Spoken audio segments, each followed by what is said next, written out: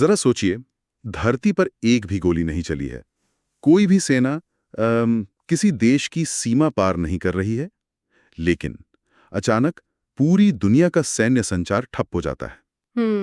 मालवाहक जहाज समंदर में रास्ता भटक जाते हैं, शेयर बाजार का डेटा रुक जाता है और हमारे जो रोजमर्रा के नेविगेशन सिस्टम्स हैं वे काम करना बंद कर देते हैं। बिल्कुल, ये एक बहुत ही भयावह परिदृश्य है। जी, आज के समय में अगला बड़ा वैश्विक संकट जमीन पर नहीं बल्कि अंतरिक्ष के शांत और ठंडे निर्वात में शुरू हो सकता है। सुप्रभात। सुप्रभात। पिछले 14 दिनों में स्पेस डोमेन यानी अंतरिक्ष क्षेत्र में हुई प्रमुख राष्ट्रीय और अंतर्राष्ट्रीय घटनाओं के इस गहन विश्लेषण में सभी श्रोताओं का स्वागत है। हाँ, और आज दिनांक 13 अप्रैल 2026 है। बिल्कुल, हमारी आज की इस विस्तृत चर्चा का विषय है आर्टेमिस 2, अमेरिका की डीप स्पेस रणनीति को आगे बढ़ाना। एक न्यूज़ एंकर की तरह मेरा प्रयास रहेगा कि हम तथ्यों और रणनीतिक घटनाओं का बिल्कुल निष्पक्ष रूप से विश्लेषण करें। सही कहा। और आगे बढ़ने से पहले श्रोताओं को बता दें कि ये प्रसारण प्रोवेव एआई द्वारा प्रायोजित है और इसे स्टाइलो न्यूज़ द्वारा जनरेट किया गया है, जो एक बहुत ही अत्याधुनिक एआई संचालित न्यूज़ एप्लीकेशन है। जी, और देखिए ये समझना आवश्यक है कि स्टाइलो न्यूज़ वास्तव में स्टाइलो इंटेल ऑप्स सॉफ्टवेयर का ही एक कंज्यूमर वर्जन है। मतलब ये आम जनता के लिए बनाया गया वर्जन है। बिल्कुल, स्टाइलो इंटेल ऑप्स कोई साधारण न्यूज़ फीड नहीं है। इसे विशेष रूप से सरकारी एजेंसियों, सैन्य कमानों और बड़े व्यावसायिक ऑपरेशंस के लिए डिजाइन किया गया है। तो इसका सीधा अर्थ ये है कि हमारे श्रोताओं को आज एक ऐसे टूल तक पहुंच मिल रही है जिसे मूल रूप से वैश्विक निर्णय निर्माताओं की सहायता के लिए बनाया गया है। एकदम सही। तो हमारे आज के इस गहन विश्लेषण का मिशन बहुत स्पष्ट है। हम पिछले 2 हफ्तों की 3 सबसे महत्वपूर्ण घटनाओं का वस्तुनिष्ठ मूल्यांकन करेंगे। जी। सबसे पहले नासा के आर्टेमिस 2 मिशन की ऐतिहासिक उड़ान, उसके बाद कमर्शियल स्पेस सेक्टर विशेषकर स्पेसएक्स का जो बढ़ता प्रभाव है उसका विश्लेषण करेंगे। और अंत में चीन और रूस जैसी शक्तियों की ओर से अंतरिक्ष सुरक्षा को मिलने वाली जो रणनीतिक चुनौतियां हैं, हम उनकी पड़ताल करेंगे। बिल्कुल। चलिए, अंतरिक्ष में अमेरिका की वापसी की सबसे बड़ी खबर के साथ शुरुआत करते हैं। अप्रैल के शुरुआती दिनों में ही फ्लोरिडा के केनेडी स्पेस सेंटर से आर्टेमिस 2 का सफल प्रक्षेपण किया गया। हाँ, और ये $24 बिलियन की लागत वाले स्पेस लॉन्च सिस्टम यानी SLS रॉकेट के माध्यम से हुआ। $24 बिलियन, ये कोई छोटी रकम नहीं है। बिल्कुल नहीं। और इस मिशन के 4 सदस्यीय चालक दल पर भी नजर डालना जरूरी है। इसमें commander Reid Wiseman, pilot Victor Glover, mission specialist Christina Koch और कनाडाई अंतरिक्ष यात्री जेरेमी हैंसन शामिल है। कनाडाई अंतरिक्ष यात्री की उपस्थिति मतलब ये केवल एक तकनीकी मिशन नहीं बल्कि एक कूटनीतिक साझेदारी भी है। बिल्कुल, और अगर तकनीकी दृष्टिकोण से देखें तो इस उड़ान ने एक नया कीर्तिमान स्थापित किया है। इसने अपोलो 13 द्वारा बनाए गए रिकॉर्ड को तोड़ दिया है। अरे वाह। जी, ये स्पेसक्राफ्ट पृथ्वी से 4,06,771 किलोमीटर दूर तक पहुंचा। लेकिन एक सेकंड रुकिए, कई लोग ये सोच सकते हैं कि देखिए जब हमें चंद्रमा पर ही जाना था तो हम चंद्रमा कितना पीछे क्यों गए? अपोलो 13 का रिकॉर्ड तोड़ने के पीछे का वैज्ञानिक कारण क्या है? ये एक बहुत ही तार्किक प्रश्न है। इतनी दूरी तक जाने का मुख्य कारण स्पेसक्राफ्ट की थर्मल शील्ड का परीक्षण करना था। थर्मल शील्ड मतलब ऊष्मारोधी परत। जी, जब स्पेसक्राफ्ट इतनी अधिक दूरी से पृथ्वी की ओर वापस लौटता है तो उसकी गति बहुत तेज होती है, लगभग 40,000 किलोमीटर प्रति घंटा। बाप रे। और इस गति पर पृथ्वी के वायुमंडल में प्रवेश करने पर जो अत्यधिक तापमान उत्पन्न होता है, नासा ये जांचना चाहता था कि उनका नया ओरियन कैप्सूल उस भीषण गर्मी को बर्दाश्त कर सकता है या नहीं। चलिए इसे थोड़ा और विस्तार से समझते हैं। देखिए, आर्टेमिस 2 मिशन चंद्रमा पर उतरने का मिशन नहीं है। नहीं, बिल्कुल नहीं।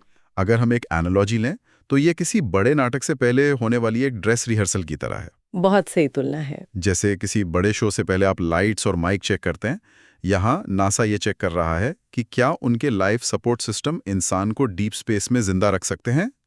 वे चंद्रमा के उस हिस्से के पीछे से गुजरे जहां पृथ्वी से कोई सीधा संचार संभव नहीं होता। जी, और ये सब इसलिए किया जा रहा है ताकि जब आर्टेमिस 3 और 4 में असली लैंडिंग हो तो कोई तकनीकी चूक ना हो। इसके साथ ही इस गंभीर मिशन में कुछ रोचक पल भी देखने को मिले। स्पेसक्राफ्ट के भीतर राइज नाम का एक जीरो ग्रेविटी इंडिकेटर मौजूद था। हाँ, वो छोटा सा खिलौना अंतरिक्ष यात्री अक्सर इसे साथ ले जाते हैं, क्योंकि जब वे अपनी सीट पर बंधे होते हैं तो उन्हें तुरंत महसूस नहीं होता कि वे शून्य गुरुत्वाकर्षण में पहुंच गए हैं। और जैसे ही वो खिलौना तैरने लगता है, बिल्कुल, वो इस बात का संकेत होता है कि स्पेसक्राफ्ट कक्षा में प्रवेश कर चुका है। और शायद सबसे ज्यादा चर्चा तो उस न्यूटेला जार की हुई, जिसकी तस्वीर इंटरनेट पर वायरल हो गई थी। हाँ, इंटरनेट पर यह बहस छिड़ गई थी कि क्या नासा अंतरिक्ष में विज्ञापन कर रहा है। हाँ, फिर नासा को आधिकारिक बयान जारी करके स्पष्ट करना पड़ा कि ये कोई विज्ञापन नहीं था, वो तो बस अंतरिक्ष यात्रियों के उच्च कैलोरी भोजन का हिस्सा था। खैर, इन सब से परे जो नीतिगत बदलाव हो रहे हैं वे कहीं अधिक महत्वपूर्ण हैं। नासा के प्रशासक जेरेड ईसाकमैन ने अंतरिक्ष अन्वेषण को लेकर एक बहुत ही आक्रामक रुख अपनाया है। हाँ, मैंने भी पढ़ा। उन्होंने बढ़ती लागत और देरी के खिलाफ शून्य सहनशीलता यानी जीरो टॉलरेंस की नीति लागू की है। जी, और ईसाकमैन ने लूनर गेटवे, जो चंद्रमा की कक्षा में एक प्रस्तावित स्पेस स्टेशन था, और एसएलएस रॉकेट के महंगे अपग्रेड्स को पूरी तरह से रद्द कर दिया है। मुझे यहाँ एक शंका है, मतलब दशकों से नासा लूनर गेटवे की योजना बना रही थी, उसे अचानक रद्द करके सीधे चंद्रमा की जमीन पर बेस बनाना, क्या ये बहुत बड़ा जोखिम नहीं है? यहाँ सबसे रोचक बात यह है कि प्रशासक ईसाकमैन का ये निर्णय संसाधन आवंटन और भौतिकी के मूल सिद्धांतों पर आधारित है। वो कैसे? देखिए, एक स्पेस स्टेशन को कक्षा में बनाए रखने के लिए पृथ्वी से लगातार रसद और ईंधन भेजना पड़ता है, जो बहुत महंगा है। इसके विपरीत उनका तर्क है कि अगर हम चंद्रमा के दक्षिणी ध्रुव पर एक बेस बनाते हैं तो हम वहां मौजूद बर्फ से पानी और रॉकेट ईंधन बना सकते हैं। अच्छा, मतलब हाइड्रोजन और ऑक्सीजन। बिल्कुल, अंतरिक्ष में केवल जाना ही काफी नहीं है, वहां टिके रहना आवश्यक है। और ये बुनियादी ढांचा भविष्य में मंगल ग्रह के मिशनों के लिए एक लॉन्च पैड का कार्य करेगा। क्योंकि चंद्रमा से रॉकेट लॉन्च करने में पृथ्वी के मुकाबले कम ऊर्जा लगती है। एकदम सही। ये स्पष्टीकरण बहुत सी चीजें साफ कर देता है, और इन निर्णयों का आर्थिक प्रभाव भी दिख रहा है। फ्लोरिडा के स्पेस कोस्ट क्षेत्र में भारी निवेश हो रहा है, और सैन डिएगो के पास, जहां इस मिशन की वापसी होनी है, वहां भी अर्थव्यवस्था को गति मिली है। जी, लेकिन ये समझना बेहद जरूरी है कि ये वापसी अब केवल सरकारी प्रयासों तक सीमित नहीं है। आज के अंतरिक्ष अभियानों की सफलता निजी क्षेत्र पर निर्भर करती है। ये एक बहुत बड़ा बदलाव है।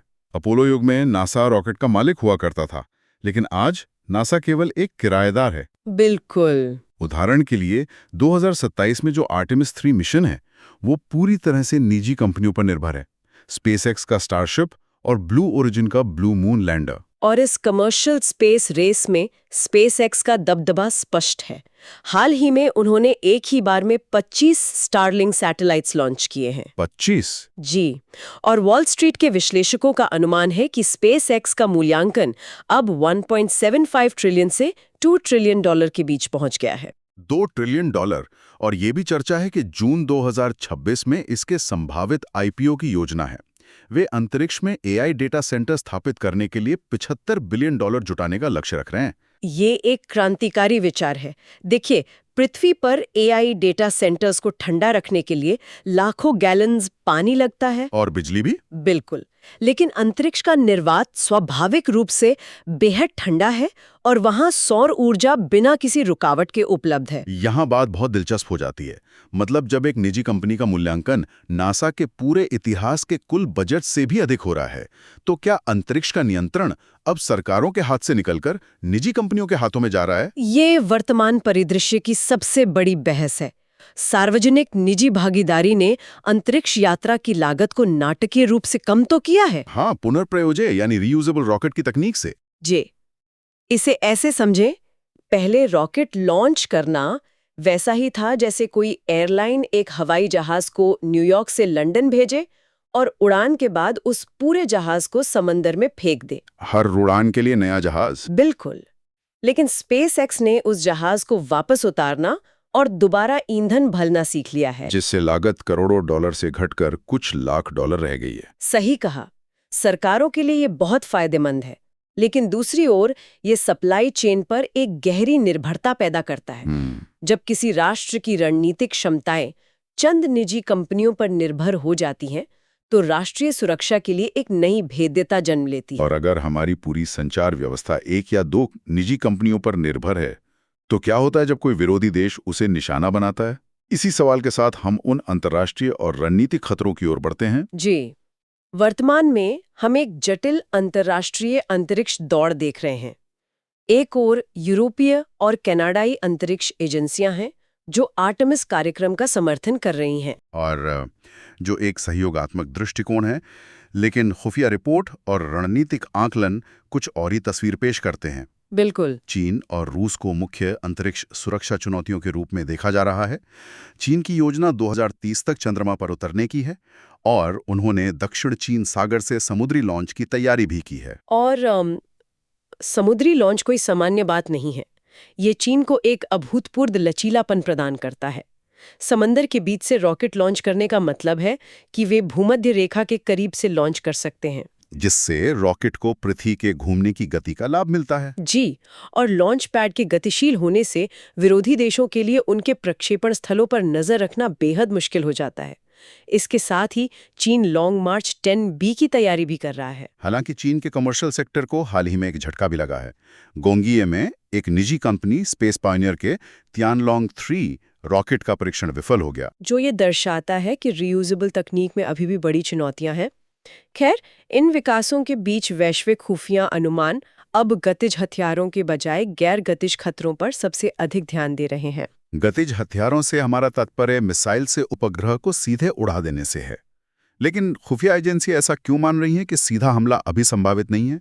क्योंकि अगर कोई देश अंतरिक्ष में मिसाइल से उपग्रह को नष्ट करता है तो उससे हजारों टुकड़ों का मलबा पैदा होता है। वो मलबा गोलियों की गति से घूमता है, जो हमला करने वाले देश के अपने उपग्रहों को भी नष्ट कर सकता है। अच्छा, इसे केस्लर सिंड्रोम कहते हैं। बिल्कुल। अंतरिक्ष में कोई सीमाएं नहीं है। अगर आप पानी में जहर मिलाते हैं तो वो आपको भी नुकसान पहुंचाएगा। तो इस सब का असल मतलब क्या है? अगर मिसाइलें नहीं चल रही हैं तो युद्ध कैसे लड़ा जा रहा है? युद्ध का मैदान अब पूरी तरह से अदृश्य हो गया है। इलेक्ट्रॉनिक वॉरफेयर आज का सबसे बड़ा हथियार है, जैसे कि जीपीएस सिग्नल्स की जैमिंग। हमारे श्रोताओं के लिए इसे थोड़ा स्पष्ट करें। ये जैमिंग काम कैसे करती है?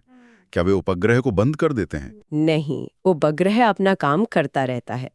इसे ऐसे समझें, मान लीजिए आप रात के समय तारों की बहुत मध्यम रोशनी देख रहे हैं। अचानक कोई आपके चेहरे पर एक बहुत तेज टॉर्च जला दे। बिल्कुल नहीं। आप तारों को नहीं देख पाएंगे। बिल्कुल नहीं। जैमिंग में भी यही होता है।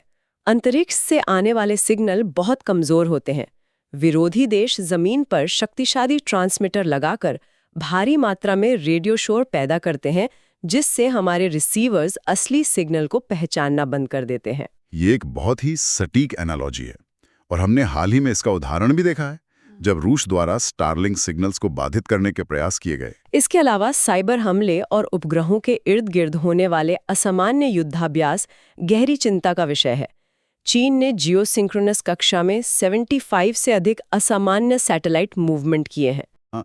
इन गतिविधियों को बॉडीगार्ड सैटेलाइट्स कहा जा रहा है। आमतौर पर उपग्रह शांति से चलते हैं, लेकिन ये बॉडीगार्ड सैटेलाइट्स विशेष थ्रस्टर से लैस होते हैं, जो इन्हें अन्य देशों के उपग्रहों के बेहद करीब जाने की अनुमति देते हैं। जी, ये जासूसी कर सकते हैं, कैमरों को अंधा कर सकते हैं या रोबोटिक आर्म्स के जरिए उन्हें पकड़ भी सकते हैं। ये एक मूक युद्ध है और सोशल मीडिया पर इसका प्रभाव स्पष्ट है। आर्टेमिस 2 और काउंटर स्पेस जैसे हैशटैग्स के विश्लेषण से पता चलता है कि जहां जनता विज्ञान को लेकर उत्साहित है, वहीं रक्षा विशेषज्ञों के बीच एक गहरा तनाव मौजूद है। अगर हम इसे व्यापक संदर्भ में देखें तो ये सिर्फ सेनाओं की चिंता नहीं है। आज पश्चिमी देशों की रोजमर्रा की अर्थव्यवस्था अंतरिक्ष पर निर्भर है। यदि साइबर हमला होता है तो एटीएम काम करना बंद कर देंगे, जहाज बंदरगाहों तक नहीं पहुंच पाएंगे। ये एक अत्यंत यथार्थवादी आकलन है। अब आइए उन आगामी घटनाक्रमों पर एक नजर डालते हैं जिन पर श्रोताओं को नजर रखनी चाहिए। बिल्कुल। सबसे पहले सैन डिएगो के तट पर आर्टेमिस 2 की पृथ्वी पर सुरक्षित वापसी होगी। इसके बाद मई में स्पेसएक्स के स्टारशिप V3 का लॉन्च परीक्षण निर्धारित है और चीन की ओर से होने वाली समुद्री लॉन्च गतिविधियों पर भी नजर रहेगी। सूचनाओं के इस भारी प्रवाह को ट्रैक करना चुनौतीपूर्ण हो सकता है, यहीं पर स्टाइलो न्यूज़ की उपयोगिता सामने आती है। बिल्कुल। इस ऐप के माध्यम से कोई भी व्यक्ति पारंपरिक समाचार स्रोतों और एक्स प्लेटफॉर्म से जानकारी प्राप्त कर सकता है। यह उपयोगकर्ताओं को अपना पर्सनल इंटेलिजेंस स्टाइल ब्रीफ तैयार करने की सुविधा देता है। हम श्रोताओं से आग्रह करते हैं कि वे stylonews.com पर जाएं और AI संचालित समाचार प्राप्त करने के लिए सब्सक्राइब करें। जी। अच्छा चलिए, अब 1960s के दशक के न्यूज़ एंकर वाली इस गंभीर शैली को यहीं विराम देते हैं। हाँ, बिल्कुल, बहुत हो गई गंभीरता। उम्मीद है आज के श्रोतों का ये गहन विश्लेषण हमारे सुनने वालों को जानकारीपूर्ण लगा होगा। अंतरिक्ष की ये खबरें सुनकर एक बात तो साफ हो जाती है कि जो कुछ भी आसमान में हो रहा है वो सिर्फ रॉकेट साइंस नहीं है, बल्कि सीधा हमारी रोजमर्रा की जिंदगी से जुड़ा है। बिल्कुल सही कहा। जिस तरह से कमर्शियल कंपनियां मिलिट्री ऑपरेशंस की रीढ़ बन गई हैं, उसने दुनिया के पुराने नियमों को पूरी तरह से पलट दिया है। आज की चर्चा को समाप्त करने से पहले हम श्रोताओं के लिए एक विचार छोड़ना चाहते हैं। जरा सोचिए, जैसे जैसे युद्ध और व्यापार के बीच की सीमा धुंधली हो रही है, अगर भविष्य में किसी देश के मिलिट्री ऑपरेशन को रोकने के लिए किसी कमर्शियल सैटेलाइट पर इलेक्ट्रॉनिक हमला होता है, तो क्या उसे युद्ध माना जाएगा या फिर महज एक व्यापारिक नुकसान? बाप रे, ये एक ऐसा ग्रे एरिया है जिसे हमारी दुनिया को बहुत जल्द सुलझाना होगा। इस चर्चा को अंत तक सुनने के लिए सभी का बहुत बहुत धन्यवाद। जी हाँ, धन्यवाद। यदि कोई विशेष विषय है जिस पर आप चाहते हैं कि हम भविष्य में चर्चा करें, तो कृपया अपने सुझाव हमें ज़रूर भेजें और अपने पसंदीदा सोशल मीडिया प्लेटफॉर्म पर स्टाइलो न्यूज़ को फॉलो करना ना भूलें। सुरक्षित रहें और हम मिलेंगे अगली चर्चा में।